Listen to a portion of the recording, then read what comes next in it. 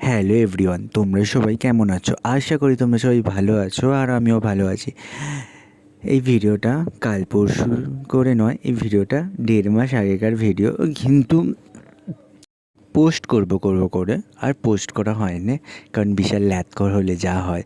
কারণ কাজের শেষে তোমরা ভালো করেই জানো আমি একটু কলকা নিয়ে বসি, কলকা প্র্যাকটিস করি, তো তখন আর এডিট করা তো হয় না। আর এডিট যদি কেউ করে দেয় তখন পোস্ট করে দিতে 1 সেকেন্ডও টাইম লাগে না, কিন্তু এই এডিটটা করতেই ঝামেলা। বাদ দাও, ফালতু কথা বকে লাভ নেই। আর এই আমাদের প্রোগ্রামটা ছিল মিলন মেলা প্রাঙ্গণ, যেটা আইটিসি রয়্যাল বেঙ্গলের পিছন দিকে। তো আমরা সেদিনকে প্রথম দিন চলে গেছিলাম।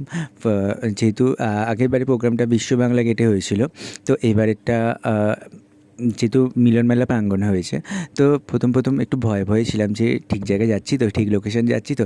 কারণ ওই কিছু মানুষ না খুব কনফিউজ করে দেয় যে এইখানে না, এইটা নয়, ওইখানে ওইটা নয়। তো সেইখান থেকে আমিও নিজে একটু কনফিউজ হয়ে গেছিলাম।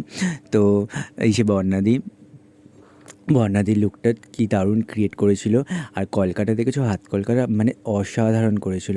তারপর বর্ণাদির যেহেতু আইভাতে আছে, বর্ণাদির সাথে দেখা করে তারপর আমরা চলে গেছিলাম অমিত স্যারের কাছে। আর অমিত স্যার তো খুব ভালো একটা মানুষ। আমরা যতই ফোনের ওপারে দেখি বা টিভির ওপারে দেখি মানুষগুলোকে, আর মানুষগুলো যখন সামনে থেকে দেখি খুব ভালো লাগে।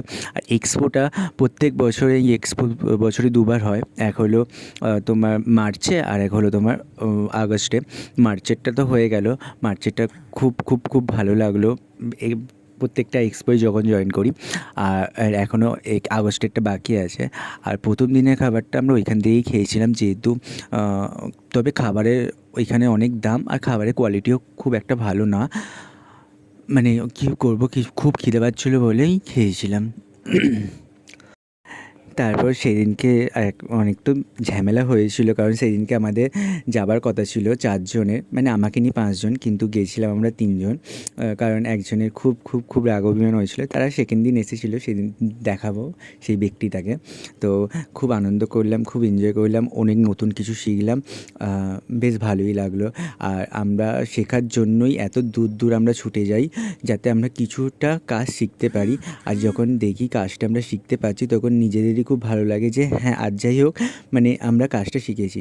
আর এই যে কী সুন্দর, মানে এই জায়গাটা যখনই যাই না কেন, এই তোমার ময়দানের সামনেটা, ভিডিও করতে বেশ ভালো লাগে। তো আমার ভিডিওটা কেমন লাগলো অবশ্যই কমেন্ট করে জানিও।